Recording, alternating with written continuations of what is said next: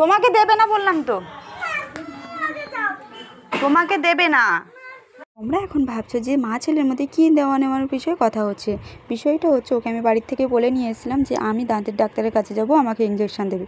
তারপরে বাবু যখন এসে শুনলো যে ওকে 5 বছরের ইঞ্জেকশানটা দেবে, তারপরে বাবুকে আর হাতের নাগালে কে পায়, এপাশ ওপাশ চারিদিকে দৌড়ে দৌড়ে বেড়াচ্ছে। ওকে তো আমি আমার হাতের নাগালের মধ্যে খুঁজেই পাচ্ছি না।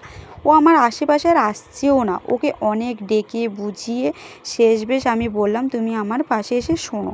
ওকে অনেক বোঝানোর পরে বাবু আমার পাশে তো এসে দাঁড়িয়েছে। এবার আমি ওকে বোঝাচ্ছি, এটা সেটা করে ও তো এখন ভাবনা চিন্তার মধ্যে পড়ে গেছে যে কী বলবে।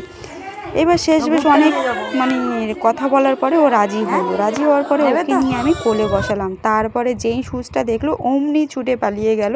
এবার ওকে কে ধরে, সবার ইঞ্জেকশন নেওয়া হয়ে গেছে আর ওর তো এখনও সবার শেষে।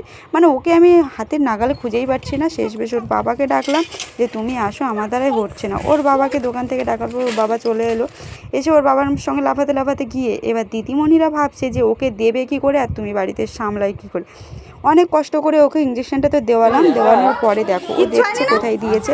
তারপরে দেখো ইঞ্জেকশন দিয়েছে, ওকে কি কেউ বলবে? এক্ষুনি লাফাতে লাফাতে আবার রাস্তার দিকে উঠে চলে গেল।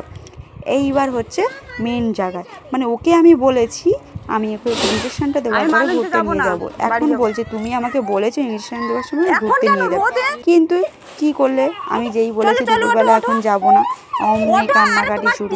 ইঞ্জেকশন দেওয়ার সময় না যে কান্নাকাটিটা করেছে সেটা এখন উনি পুষিয়ে নিচ্ছে।